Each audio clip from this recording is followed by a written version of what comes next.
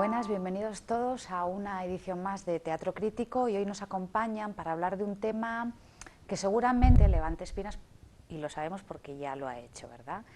El título que hoy hemos escogido es Transición y corrupción, con lo cual los más espabilados y los que sigan la prensa en los que hayan seguido la prensa en las últimas semanas sabrán ya sobre quién vamos a hablar, o al menos alguno de los personajes de los que vamos a hablar a continuación. Les presento antes a nuestros invitados. José María Fernández, abogado, ¿qué tal?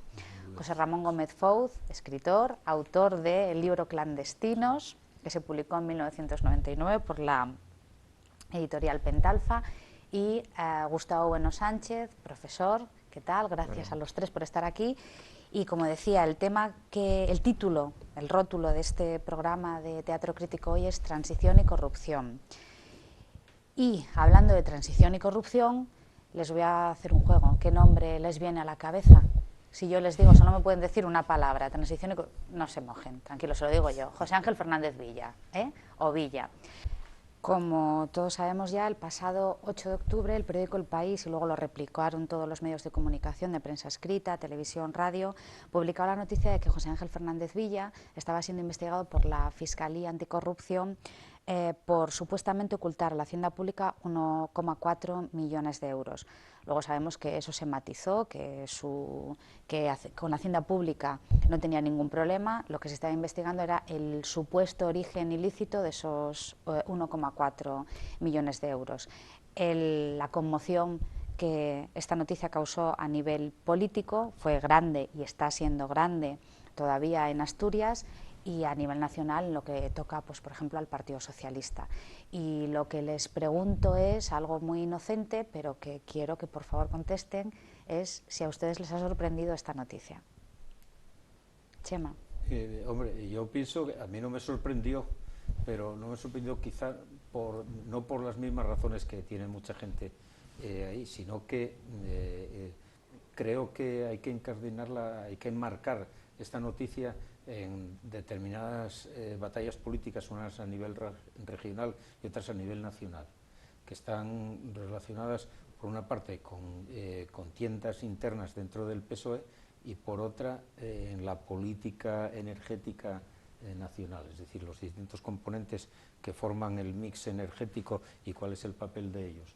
Entonces, en todas estas cosas vienen desarrollándose actuaciones desde hace tiempo, por lo menos de las más sonadas desde el año 12 para acá, y es evidente que se está haciendo juego sucio y está buscando víctimas propiciatorias, y se demuestran por varias razones, ¿no?, que podemos seguir hablando a lo largo de esto. Es decir, la prisa, la celeridad que tomaron para anunciar la expulsión del PSOE, y después el problema que se está viendo ya digo, desde aquella época, desde el año 2012, con el mix energético y cuál es el papel del carbón en el mix energético. Es decir, se están jugando por lo menos a dos niveles una batalla, y es una víctima propiciatoria, y todas las noticias que están dando los medios de comunicación deliberadamente conducidos hacia ese sitio es para despistar de estos otros problemas que me parece a mí que son lo realmente relevantes de la batalla esta. José Ramón, usted publicó en 1999 el libro Clandestinos, en el que decía, y sigue manteniendo hoy, que José Ángel Fernández Villa fue confidente de la policía en los años 70. ¿De aquellos barros estos lodos? No sé si llevan razón directa. Yo, desde luego, de un confidente tampoco me fiaría. Ahora, yo creo que esto ha salido ahora, entre otras cosas, porque este hombre está jubilado y está enfermo. Hace 2 años no se atrevían a tanto. No hubieran movido un ápice por meterse en contra de él. Yo creo que al perder el poder, como todos los dictadores, en cuanto pierden el poder, se los comen. Eso dije yo en el diario El Mundo, pero es que el ejemplo está en Pinochet, en Videla y en otros, de Túnez, que se ha tenido que largar, el de Túnez, y el que está aguantando es el de Siria, ¿no?, porque sabe que a un dictador se cae y se lo comen, y esto fue, en mi opinión, lo que le pasó a este señor. Esta persona aquí mandaba mucho, le tenían miedo, yo lo sé porque noté que la gente, cuando hice el libro, estaba asustada, una humertad en el libro terrible sobre el libro, y claro, ha perdido la fuerza. ya no tiene un regimiento detrás como tenía y entonces se atreve. Esto yo creo que hace 2 o 3 años era impensable. ¿Tenían ganas de Yo creo que atacar a él tenía Villa? a todos los dictadores tienen muchos enemigos. Yo no sé, no tengo estas profundidades que sabe Chema de la política, no estoy en ello tanto metido, pero yo creo que había gente que, bueno, efectivamente, remachándole a él, le hacían un daño terrible a la minería y al propio sindicato, a la SOMOGT y al propio PSOE. El PSOE en parte igual le interesaba para liberarse también de él. No lo sé, yo en profundidades políticas no entré nunca, ¿no? Pero desde luego lo que sí noté es que estoy seguro que esto hace 3 años era impensable. Que era impensable que nadie se moviera nada, que la prensa pusiera esto. Hay periódicos que hablan hasta 8 hojas.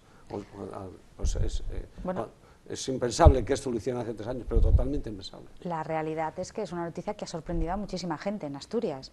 No estoy hablando exclusivamente del ámbito político, sino, quiero decir, gente de la calle, ciudadanos normales y corrientes que no están dedicados profesionalmente a la política, sí que ha sorprendido. Bueno, es que también mucha gente cree en los Reyes Magos y en Papá Noel. Entonces, bueno, pasa lo que está pasando, ¿no? Lo que está pasando no solo aquí, en toda España. Esto, bueno, es un mar de corrupción y no sé en qué va a acabar. No todos son corruptos, ni mucho menos, pero es igual, es un porcentaje amplio. Ha salido lo de Villa el día 12, el día 10.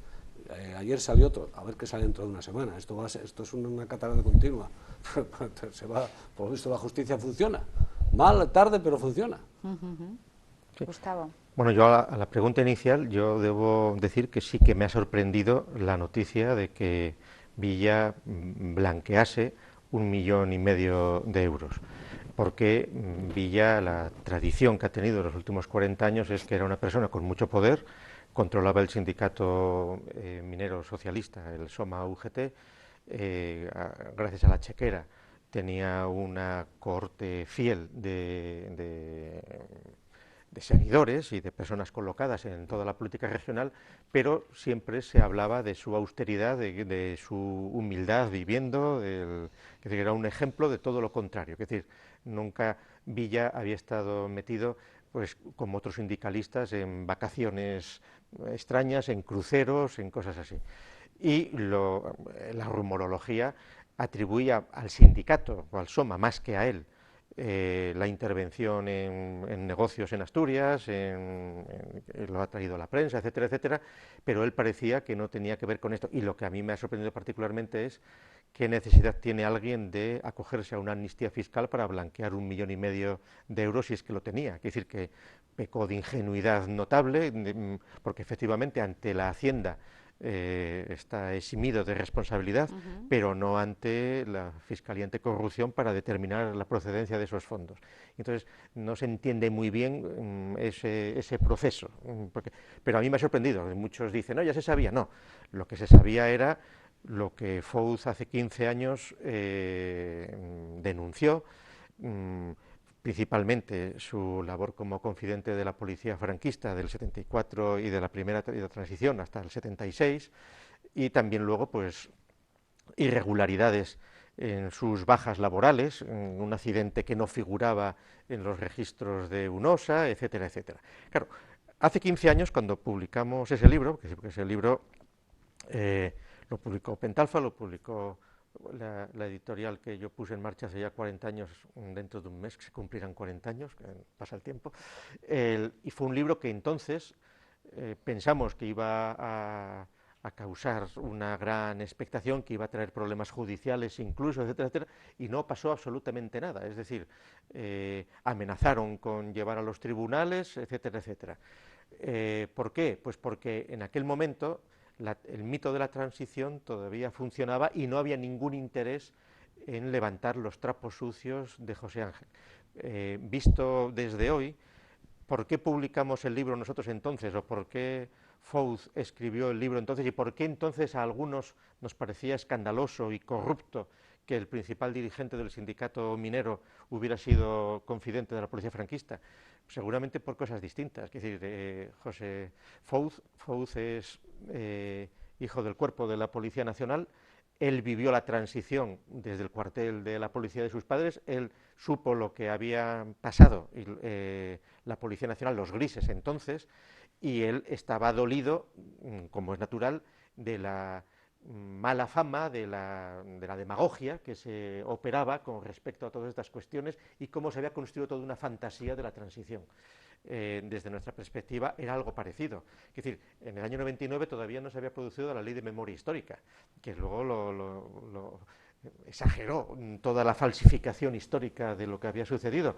Pero claro, cuando se te presentaban como personas antifranquistas, luchadoras, etcétera, etcétera, quienes habían sido confidentes de la policía, pues era una cosa que extrañaba y que sorprendía. Claro, si lo ves desde otras perspectivas, que estamos hablando de la Guerra Fría, estamos hablando de posiciones anticomunistas, donde, ¿por qué ocultaron hace 15 años aquello y por qué entonces? Pues seguramente porque hace 15 años todavía no estaba tan denostado el comunismo y la Unión Soviética, como lo está hoy, como lo ha estado después. Hoy perfectamente podrían reivindicar, no, Villa hizo bien por ser confidente de la policía franquista, porque al fin y al cabo lo que pretendía era él, que procedía del anarquismo, colaborar a la instauración de un partido socialdemócrata como el PSOE, denunciando a los comunistas de filiación más o menos prosoviética. Y en ese sentido habría que ensalzarle, porque no había sido tanto un confidente, sino un colaborador necesario, como efectivamente. Pero ¿qué sucedía? Que reconocer eso era lo mismo que decir que el Congreso de Suresnes, que se acaban de cumplir 40 años, es decir, los pasaportes de Alfonso Guerra, de Felipe González, estuvieron autorizados por Luis Carrero Blanco, que la transición estuvo totalmente teledirigida desde España por los servicios de inteligencia de Carrero, pero también por la Francia que auspiciaba a los Borbones y también por la Alemania que estaba moviendo a los sindicatos y también por Estados Unidos que estaba gestionándolo bastante en la sombra muchas de estas cosas. Es decir, los años en los que Villa denuncia de una manera indubitable, porque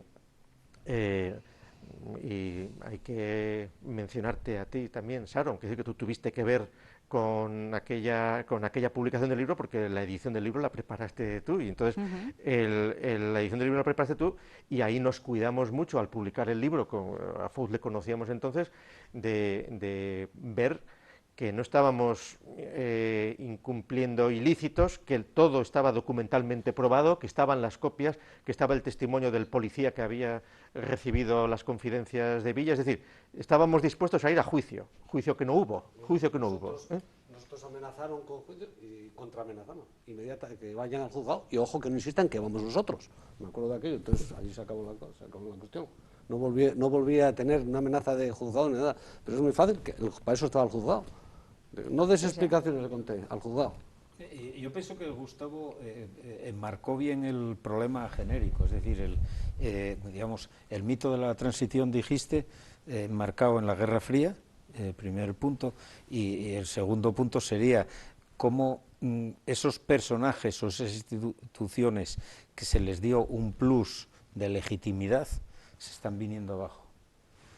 No solamente el caso este que se habla de Villa, sino de otros, de partidos y sindicatos e instituciones, eso, incluso algo, lo digo de pasada, no para que nos entretengamos con ello, está habiendo problemas ahora con la monarquía, la relación de la monarquía alauita con el Sáhara, está quedando aislada, cosa que parecía impensable hace pocos años, ¿no? Entonces, es decir, una serie de mitos que nacen alrededor de la muerte de Franco y del nacimiento de la Constitución, esos mitos se están derrumbando. ¿Por qué? Porque la legitimación, esa sobrelegitimación que se les dio, estaba amparada por la Guerra Fría. Había que poner un valladar al paso del comunismo. Entonces, al desaparecer esa legitimación, ya se convierten en hombres, de repente aparece que el rey está desnudo, y entonces ya son abatibles, ¿no? Lo que decía Gómez Fouz, de que hace 2 o 3 años nadie se atrevería y ahora sí se atreven. Pero claro, entonces ahora aparecen las realidades, cuáles son las batallas reales, es decir, ya no hay el encubrimiento ideológico de la cuestión y las batallas reales son las que están quedando a flor, ¿no? Lo que decía yo, 2 batallas por lo menos, quizá haya más, la batalla interna de los socialistas asturianos y la batalla más amplia a nivel nacional de el peso de las distintas fuentes de energía en el futuro energético de España. Y como hay una alianza entre el ministro del Interior que viene a Oviedo, tiene una entrevista rarísima que no se sabe de qué hablaron con Javier Fernández, y al día siguiente aparece la noticia, una noticia que es claramente una filtración interesada a unos periódicos, un periódico por lo menos, y después se descubre que esa filtración era falsa, es decir, no estaban abiertas las diligencias penales, presumiblemente se van a abrir, pero era una amenaza suficiente para desencadenar todo lo que está ocurriendo en estos momentos a nivel no solamente de Asturias, de toda España, pero yo creo, insisto, en que está desviando la atención de los verdaderos problemas que son estos que yo entiendo que son. Por ejemplo, se está desviando la atención hacia los fondos mineros y nadie habla de las primas del carbón, que ese es el meollo del asunto. Entonces la gente, uy, qué desastre, qué vergüenza, qué corrupción por esto, cuando se está ocultando otra cosa. Okay. Saca minuta esto, no lo da el otro, claro. Claro, no, y luego, bueno, el tratamiento que se ha dado, que ha sido el diario El País el que lanzó precisamente la noticia, lo cual no deja de ser también curioso, y la rapidez con la cual tanto el SOMA como el PSOE se han apresurado en expulsar a Villa sin esperar a escucharle. Claro, los tiempos tan medidos también por él, desaparecer una semana interno en el hospital por una insuficiencia neurovegetativa o neurológica, y al cabo de una semana declarar que el dinero lo había heredado de su madre, que tenía un bar, Casa Hermógenes, etcétera. Claro, y que no le han creído, y nadie le ha creído. ¿Por qué no se le ha creído? Es decir, ¿por qué había que durante 40 años era la figura hegemónica, quien reunía todos los años a Alfonso Guerra, al PSOE en Rodiezmo? ¿Por qué no se cree a Villa cuando dice que ese dinero procede de su madre? Porque evidentemente ese dinero no vino de ninguna cuenta de Suiza, ese dinero lo tenían en casa o donde fuera, lo tenían en un colchón o lo que fuera. Pero entonces, ahí sorprende, o sea, no se le ha reconocido ni la presunción de inocencia, se ha ido ya a atacarle, a matarle. Había una voluntad de acabar con él, y lo que el nuevo adalid del PSOE, este joven, Pedro Sánchez, que diga que ni conocía quién es Villa, pero claro, eso es también corrupción de un dirigente de un partido centenario, no conocer a las figuras de su partido o hacer que no las conoce. Es decir, que eso es una cosa absolutamente sorprendente. Es decir, que se han apresurado demasiado en hundir la memoria, la imagen de Villa, sin atreverse también a desmontar todo el tinglado que ha habido detrás de la minería, porque claro, todo el mito de la transición ha ido unido al mito de la minería, de los fondos mineros, del potencial revolucionario de los mineros, que es con el que han estado en realidad hundiendo la economía de Asturias en estos años. Es decir, el proceso supuestamente revolucionario de huelgas, de la reconversión industrial, etcétera, etcétera, con todo lo que se ha vivido en estos años, es decir, siempre con la sombra de que el potencial revolucionario de los mineros podría llegar a una situación revolucionaria si no se resolvieran sus problemas. Claro, eso es todo una fantasía que se ha ido urdiendo, en la cual Villa era un elemento clave, pero aquí parece que con hundir a Villa ya se queda lo demás todo salvado, ¿no?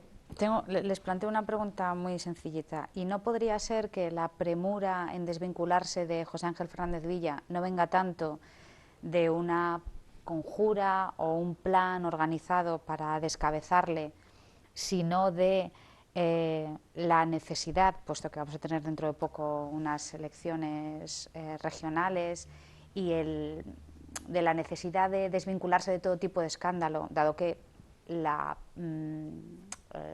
lo que la gente opina de los políticos no está en muy buen lugar?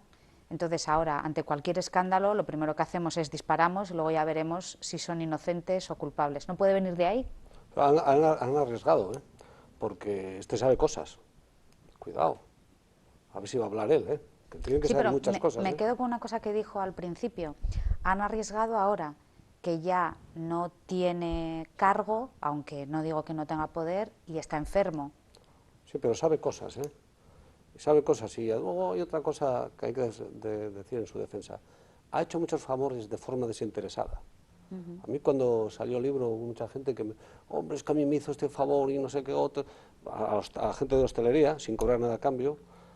Concretamente Cepeda, el que fue director de la región, me contó que quería hablar conmigo para eso. Es que a mí se aportó porque le defendió, estaba, me parece, de jefe de prensa en UNOSA, y que le vio cómo discutía allí con el director y que daba puñetazos, pegaba con la mano en la mesa, y me lo puso por las nubes. Y como él hay otra gente que les ha hecho favores. Y luego yo estoy seguro que sabe muchísimas cosas, Como hable él, han arriesgado bastante. Hombre, Villa tendría que decir, para la historia, sería muy interesante que él explicara el mecanismo por el cual él fue cooptado y llegó a ser el dirigente en 4 meses del SOMA, porque eso es muy curioso. Es decir, a Villa le contacta Claudio Ramos cuando Luis Carrero Blanco ha pasado a ser presidente del gobierno, cuando Franco ha dejado la presidencia del gobierno y antes de que le asesinaran el 20 de noviembre. En ese periodo es cuando Claudio Ramos, el jefe superior de policía, toma contacto con Villa por unos detalles que detalla en el libro Fouz y que cualquiera puede leer en Internet, porque el libro está además, en Internet. Efectivamente, que la gente era el jefe superior, no era el jefe de la vida social, ya era jefe superior. Jefe superior, Ganó, era jefe superior. Y luego Villa, su labor de confidencia es en el 74 y en el 75 y dura hasta octubre del 76. Hasta el 76, octubre. Justo en el periodo después de que se ha creado la Platajunta. Es decir, no hay que olvidar que la Junta Democrática, que es un tinglao extraño que la organiza el PC y el Opus Dei, ahí el PSOE se queda totalmente al margen.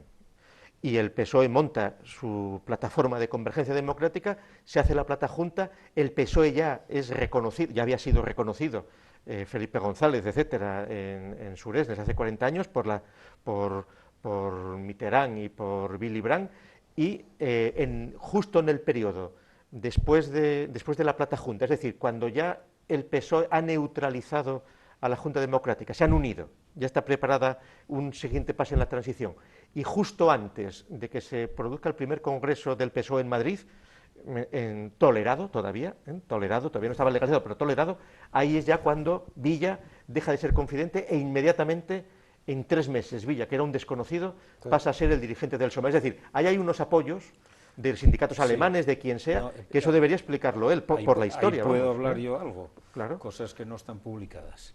Yo, las primeras noticias que tuve de Villa fue en el último trimestre del 74, en el primer semestre del 75, que yo estaba en la ejecutiva clandestina del PSOE y de la UGT, en vida de Franco, y a mí me dicen, hay un chaval de Tuya que habla muy bien, que es un líder que mueve a la gente mucho eso, y yo no recuerdo exactamente, pero creo que acababa de ingresar en la minería, porque había estado también trabajando algo el metal y había estado por Barcelona, me parece, ¿no?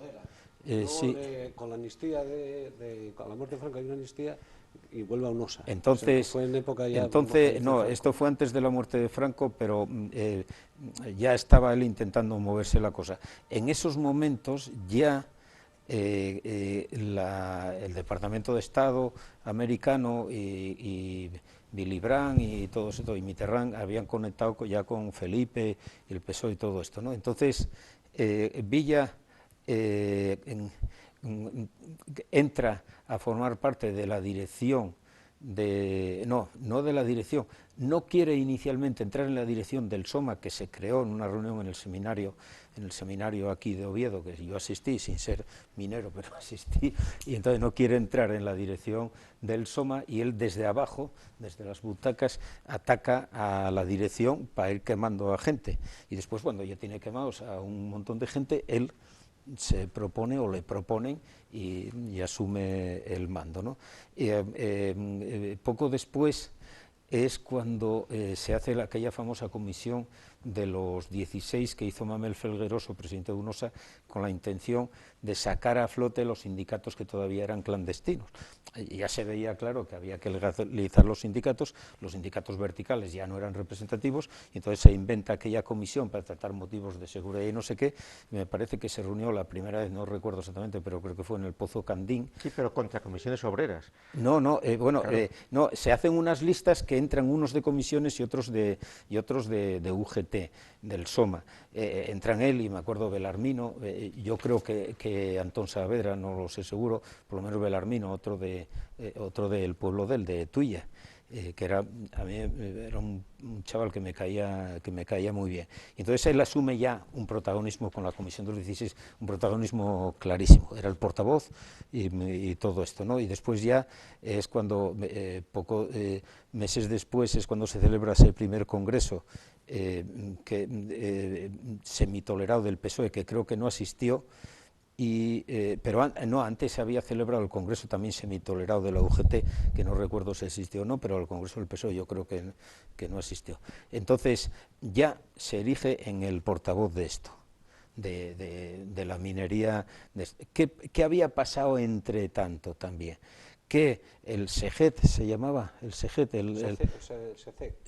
que era el teniente coronel San Martín, era el servicio ese creado por el Carrero Blanco. Esto que estoy diciendo no está publicado en ningún sitio.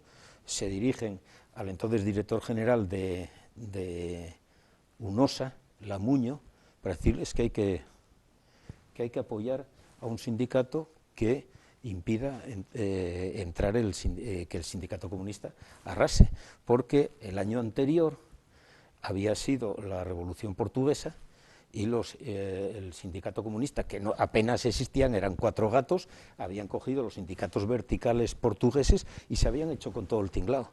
Y aquí se sabía ya, a imitación de los portugueses, el Partido Comunista, a través de comisiones obreras, tenía el mismo plan, exactamente el mismo plan. Como decían ellos, coger los edificios con los ascensores funcionando.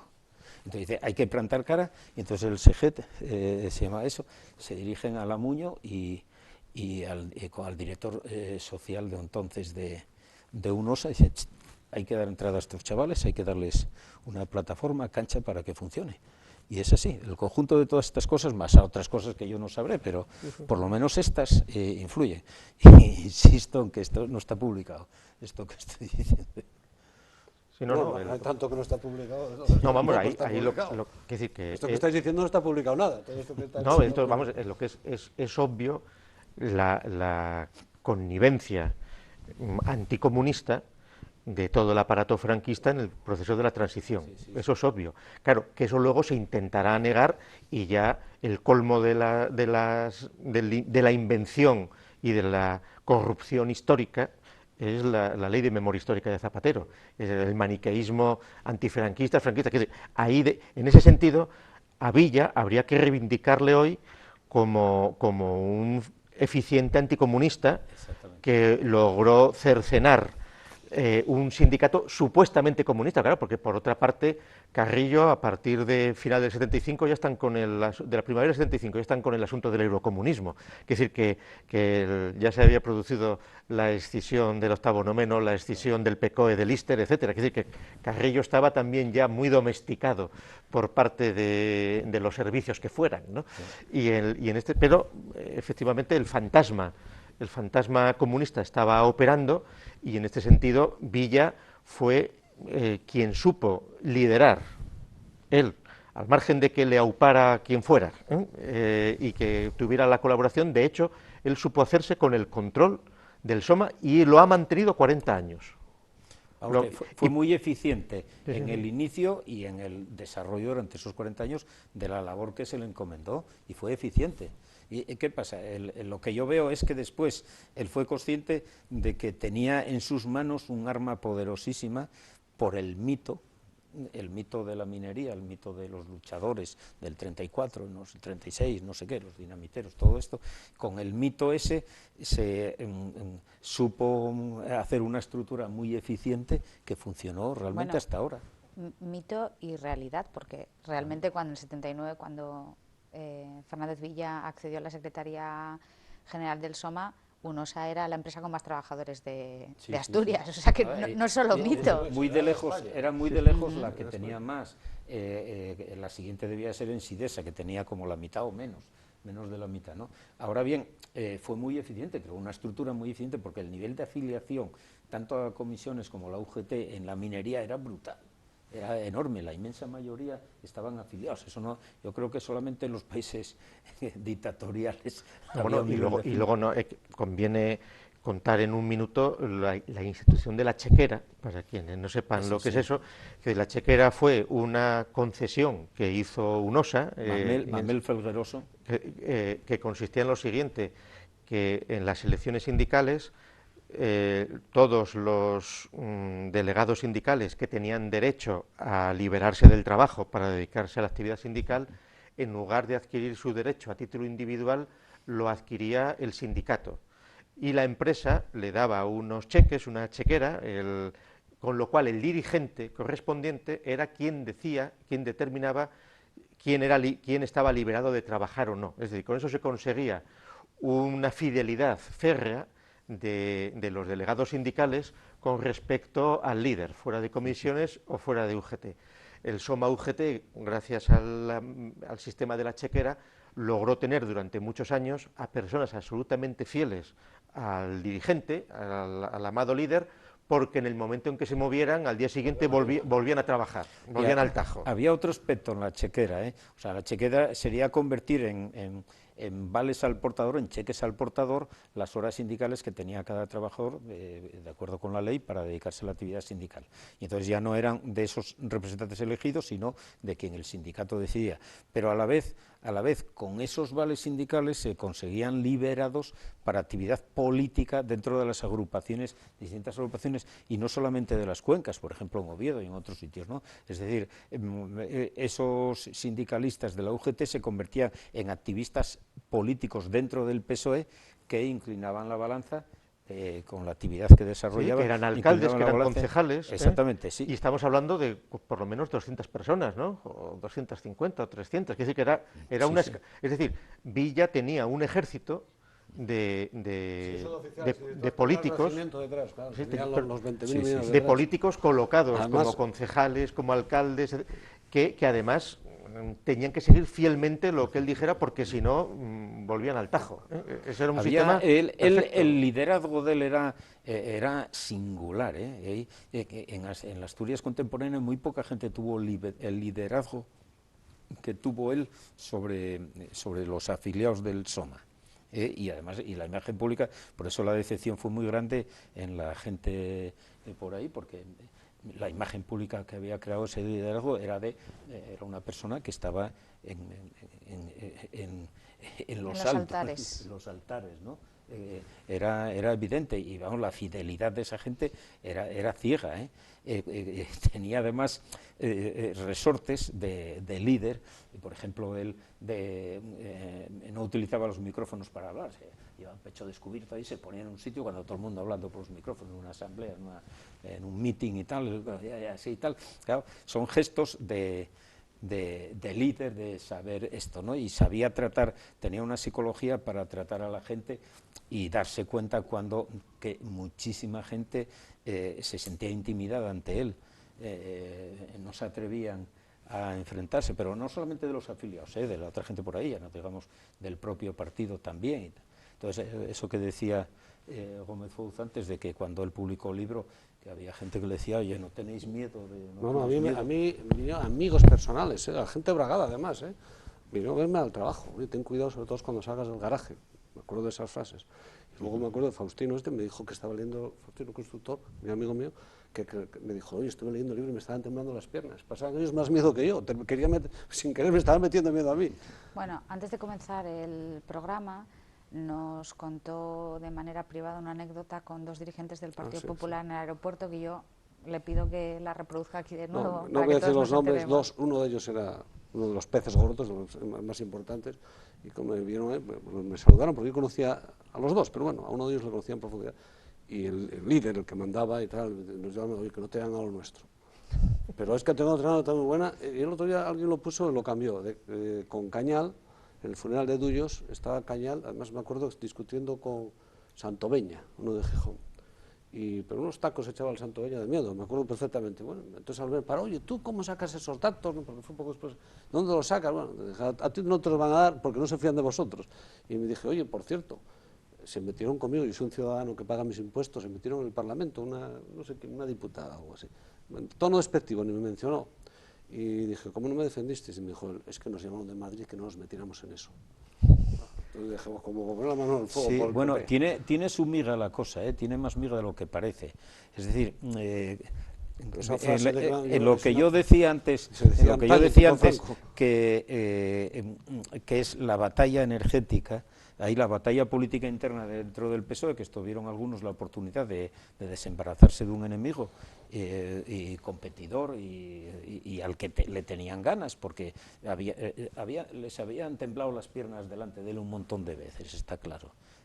Entonces aprovecharon la ocasión y vamos a por él. Es la batalla interna dentro del PSOE asturiano, y ahora está habiendo actitudes, a mí me parece vergonzosas, de gente que ahora de repente descubren, qué escándalo, como en la película Casablanca, qué escándalo, aquí hay corrupción y tal, ¿no? Y están contando las cosas, oye, pero si sabías todo esto, como no lo llevaste a los tribunales, salió un ni lo artículo denunciaste, tal, ¿no? Pero esas posiciones ahora de esa gente que no tienen valor y que a moro muerto, lanzada a moro muerto, ¿no? Pero no, la otra cosa es la batalla energética, que yo creo que es la verdadera causa de esto que acaba de pasar, en donde se está intentando ya liquidar la minería del carbón. En parte, una parte va a terminar liquidada en el año 18 por razones de la Unión Europea, y el resto pues quizá la intenten liquidar mediante esta y otras operaciones. Es una amenaza que le dan a uno, pero están amenazando a otros. Y ya en el año 97 el PP sacó precisamente las estructuras, dos tipos de estructuras que existen ahora es los fondos mineros, que es la reestructuración de las comarcas mineras, y por otra parte las primas al carbón que ya existían anteriormente, en la época de Felipe González, el contrato programa aquello que hacía, que es lo siguiente, es a las empresas mineras se les da un cupo de carbón para suministrar a las centrales térmicas. Si tú no tienes, por mucha mina que tengas, por mucha producción que tengas, si no tienes el cupo, que te lo conceden administrativamente, no puedes vender ese carbón a ese precio a las empresas energéticas, ¿no? Es prima al carbón nacional con una serie de contrapartidas que no se cumplen, mejora tecnológica no se cumplen, medidas de seguridad no se cumplen, etcétera, y todo esto, ¿no? Entonces, en el año 97, el gobierno de Aznar, lo implementa con fondos de reestructuración de las comarcas mineras, lo que llaman aquí fondos mineros, que hicieron muchas dotaciones en las zonas, los ayuntamientos mineros y todo esto, ¿no? Bueno, pues claro, el PP estaba involucrado ahí, porque claro, aquí en Asturias tenemos la idea de que los mineros son rojos, el SOMA y comisiones, pero después no solamente hay minería del carbón, hulla, antracita, lignito en Asturias. En Galicia creo que desapareció, pero en Castilla y León hay en varios sitios, en Ciudad Real, en Teruel, no sé si en Huesca o Zaragoza, en Teruel, vamos, en alguna provincia más de por ahí, en Barcelona, en la provincia de Barcelona, hay empresas mineras, ¿no? Entonces, hay compromisos políticos donde estuvo involucrado desde el primer momento el PP, y eso explica lo que te dijeron a ti en el aeropuerto en estos señores, bueno, en el Santoveña, en el entierro del coronel Duyos, no fue Santoveña, fue el otro, dijo que me llamó la atención porque era una frase que se decía en tiempo Franco mucho, es que nos llamamos de Madrid, que no nos metiéramos en eso. Yo me acuerdo cuando estaba en el deporte, es posible que eso, porque ahí hay, siguiendo por ahí, que no merece la pena convertirlo en monográfico por eso, pero siguiendo por ahí hay compromisos del PP también con el tema ese. Lo que pasa que ahora cambió, por decirlo así, se cambió de cera al PP. El PP ya está en contra de la minería. Y digamos, el punto de inflexión de esto fue en el año 12, aquella manifestación que hicieron los mineros por Madrid, que fueron andando hasta Madrid, hicieron una manifestación por la noche, como las lámparas y los cascos por la noche, que al día siguiente, cuando fueron a tener la entrevista, pues algo les dijeron, que se hundió todo y se acabó. Y yo creo que lo que les dijeron fue sacar a relucir los problemas del exceso de pago que se había hecho en esas cantidades de los cupos mineros para el carbón térmico. Sí. No, un momento, bueno, no sé si José Ramón iba a decir algo. No, yo quería aprovechar, ya que está aquí Fouz, para contar como anécdota las circunstancias por las cuales él tuvo facilidad para poder escribir clandestinos dentro de la dificultad. Es decir, entonces, hoy Fouz es conocido como un brillante empresario, pero entonces en Asturias era sobre todo conocido por haber sido campeón de Europa de boxeo, y era un personaje muy popular. Y él no es historiador, era campeón de boxeo, pero muy popular en Asturias, y entonces todo el mundo le contaba historias y él tiene una memoria prodigiosa. Nosotros nos conocimos cuando él fue a ver a Bueno para preguntarle si a principios de los 60 había tenido una reunión con unos enviados del PC en un piso de la calle General Orza, me parece, ¿no? Y él quería confirmar ese detalle. Bueno, por supuesto, ni se acordaba, le dijo, bueno, sí, pudo ser, no me es extraño. Quiere decir, Fouz escuchaba cosas, no iba como un periodista o como un historiador, lo memorizaba todo, hablaba la gente con él de uno y de otro lado, y él luego iba por su cuenta confirmando todos los hechos. Es que, hombre, yo que no soy historiador, porque un historiador miente y no pasa nada, pero el que no es historiador inmediatamente te desprecia. Lo primero, el desprecio, que es lo que me molesta, porque el otro día decía en buen tono, que habían dicho cuando salió el libro que yo que era un impresentable. Uno lo decía... escribió Joaquín Fuertes, sí, no lo decían contra en una crónica en El Comercio, dijo, la disculpa que dijeron es, o sea, no quisieron llevarlo a los tribunales, y se disculpan diciendo como el autor es un impresentable. Nada. Pero es que es mentira, porque yo había hecho 2 libros anteriores que eran récord de venta, eran bestsellers los 2, y ya había roto muchos mitos. O sea, eso es una disculpa absurda. Porque si no hubiera hecho ninguno, de repente yo había hecho 2 libros muy trabajados. Además. No, eso es la pedantería del gremio de los historiadores, que es la hez de la academia, que es decir, son mercenarios que escriben al servicio de quien les financia, sea una potencia extranjera, sea una comunidad autónoma, sea su propia ideología normalmente sobre estúpida. todo, y entonces, claro, pero están cerrados en plan gremio. Y entonces, si alguien escribe de algo que sea histórico, pues le dicen, no, es un boxeador, es impresentable. No, en el libro se publicaron los documentos y que lleven la contraria. Y nadie ha dicho ni mu a eso, claro, porque no se puede decir. Es más, recuerda cuando se presentó el libro en las Cuencas. Yo recuerdo 2 cosas. Vino con nosotros un cubano, claro, unos cubanos que estaban aquí, que estaban con el mito de la transición y que, claro, se quedaron sorprendidos al saber que en la Asturias antifranquista de los 60, de las huelgas y tal, no había habido ningún muerto. Y entonces, claro, ellos imaginaban que esto había sido un baño de sangre. Y el segundo momento, cuando en plena presentación del libro salen 2 personas allí, tú te acordarás que tienes más memoria que yo, y dicen, esto es absolutamente verdad, la fecha que pone este libro, el del coche amarillo, al día siguiente me detuvieron, ¿no? Sí, no, pero cuando presentamos ahí, yo creo que nos llamaron creyendo que no íbamos a ir, que no nos íbamos a atrever. Yo no sé si fui prudente, no fui solo, llevé conmigo unos cuantos rosadores. Entonces, lo recuerdo. No, porque yo dije, vosotros poneros detrás. Bueno, vamos a ver.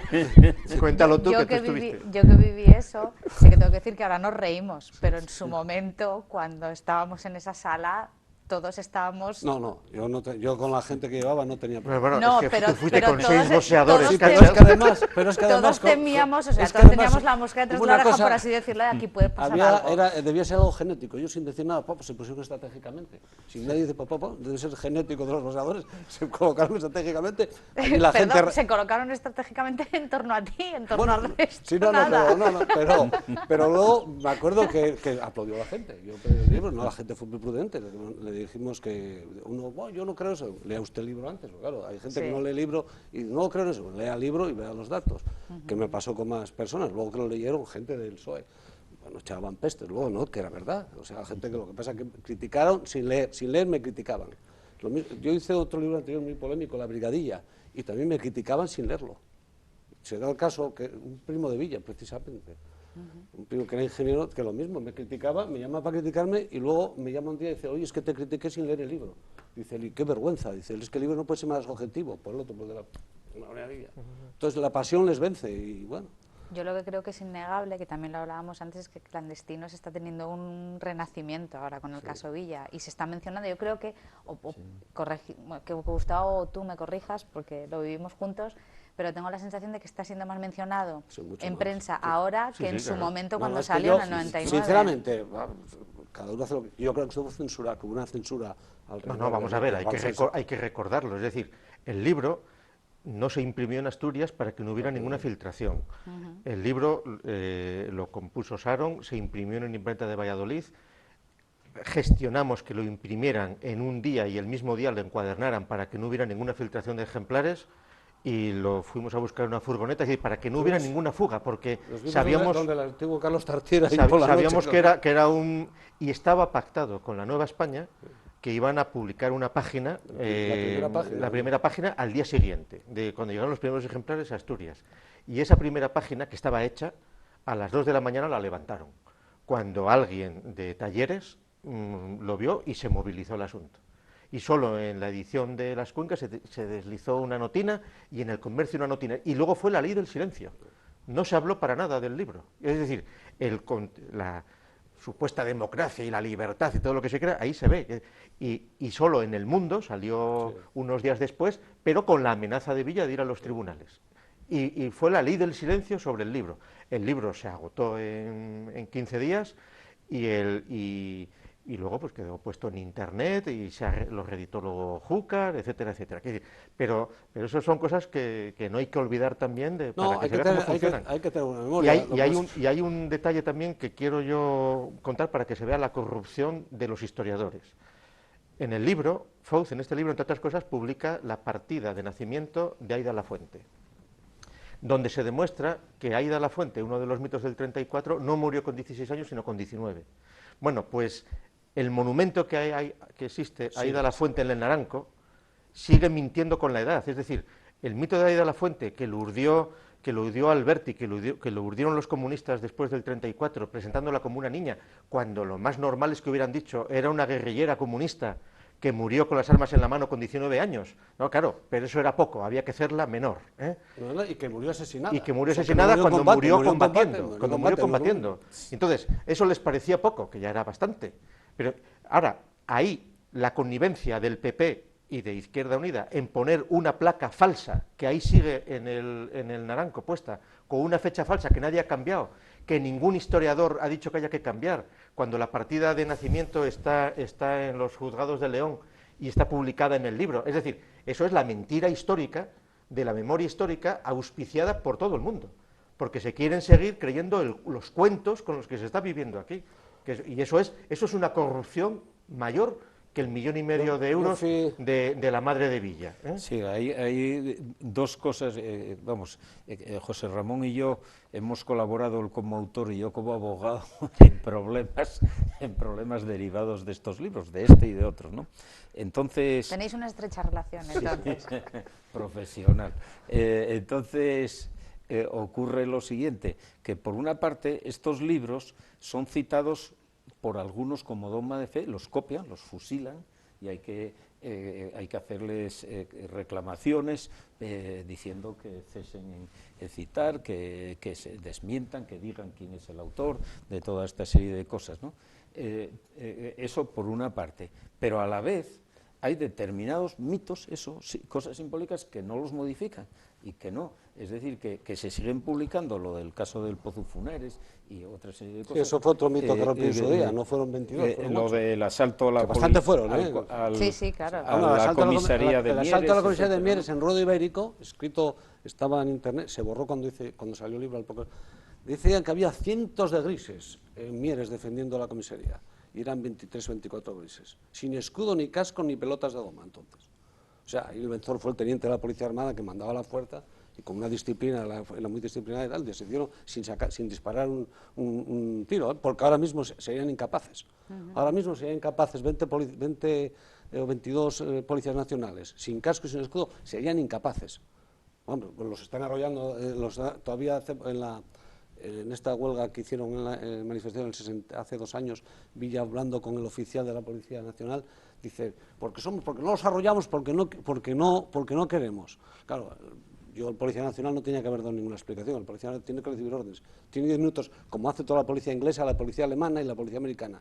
Tienen 5 minutos para desalojar. Y punto, si no hay que cargar, pues si no los toman por el pito del sereno.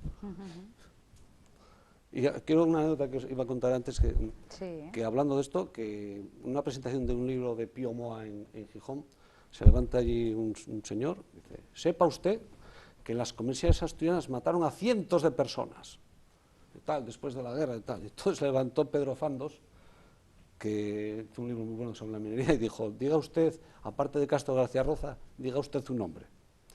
Está aquí Gómez Fo, que escribió un libro y puso tal, y dice él, diga algunos, 100, muchos, luego de cientos eran muchos, luego decenas, y luego diga un nombre, no lo hubo la represión que hubo, hay que contar la que hubo, pero es que no están matando a la gente todos los días como nos quieren hacer ver. La represión hubo la que hubo, en el Pozo, el Pozo Funeres, eso ya es anterior, ¿no? Fueron 8, no 22, que son bastantes, pero en el Pozo Fortuna no hubo ninguno, dicen que hay cientos de personas enterradas ahí. O sea, es una demagogia social lo que han hecho, una mitología tal, y bueno, el que pone la verdad, pues es un facha, lo primero.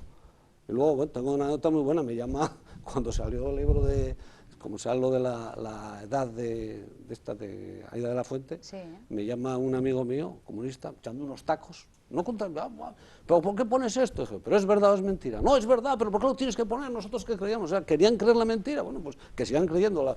Ya te digo lo que te digo, yo me acuerdo cuando tenía 7, 8 años, yo supe muy rápido quién eran los reyes, pero me acuerdo de otros chiquillos, los reyes que le decían los reyes son los padres, y tenían unos disgustos de miedo. Pues yo creo que les pasa lo mismo a esta gente. Cuando les rompes el mito es como los chiquillos, cuando a los 7 o los 6 años se enteran que los reyes son los padres, pues se ponen como locos.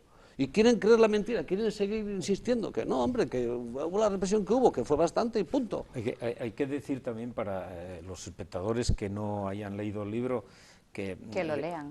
Sí, que lo lean, pero quiero aclarar una cosa, es que el relato de que hace José Ramón de lo del Pozo Funeres es de las cosas más brutales y más fuertes que yo he leído nunca en un libro, porque está relatando hechos verídicos, que es fuertísimo lo que se cuenta en la Brigadilla, y por lo tanto tiene más credibilidad el fijar con nombres y apellidos las personas, y que fueron en días distintos, y la forma en concreta en que fue asesinado cada uno. Es muy fuerte la lectura de todo eso. Por lo tanto, no es que él trate de ocultar nada ni de desmitificar, todo lo contrario. Si se sabe la realidad, la brutal realidad de lo que pasó, es porque lo cuenta José Ramón, la única persona que lo contó. Sí, 10 segundos para cada uno y tenemos que finalizar. Yo voy a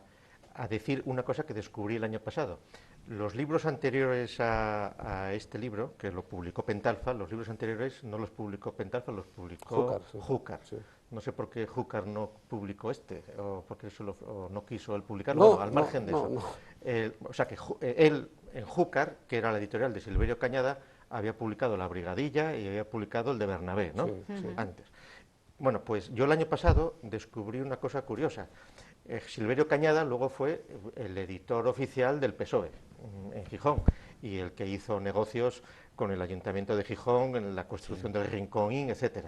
Pues el año pasado descubrí que en el año 78, es decir, 2 años después de que Villa dejó de ser confidente de la policía, tuvo una gran relación epistolar Silverio Cañada, editorial Júcar, con Gorkin, con Julián Gorkin, que era el trotskista que había estado dirigiendo desde el Congreso por la Libertad de la Cultura todas las operaciones auspiciadas por la CIA para crear un frente anticomunista en España, donde estaban Tierno, donde estaba Aranguren, donde estaba... Claro, Gorkin cometió el error en el proceso de Toulouse de ser partidario de Llopis, de no fiarse de Felipe, y en el año 78 Gorkin ya se había disuelto, ya estaba jubilado del Congreso por la Libertad de la Cultura, ya estaba jubilado del amigo americano, pero sin embargo él mantenía sus principios trotskistas y estaba negociando con Júcar publicar textos.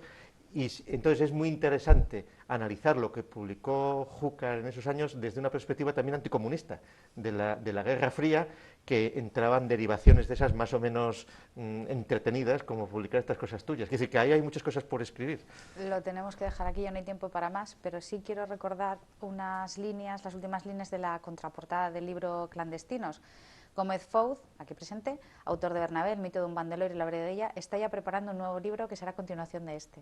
Ahí se lo dejo, don José Ramón. Ya le dejo trabajo para la próxima vez que nos veamos, que espero que sea muy pronto. Yo tengo en mente un libro muy bueno. Bueno, la idea, yo estos libros acerté con ellos, comercialmente, ¿no? Pero es que yo no sé qué sucede, que ahora se factura menos en las empresas, pero se trabaja 3 veces más. Y no tengo tiempo a nada. No sé si os pasa a vosotros también, pero todos son papeles y certificados y no sé qué. No sé. Habrá que sacarlo de algún lado. Gracias a los 3 por acompañarnos, gracias a ustedes por vernos y nos vemos en otro programa de Teatro Crítico.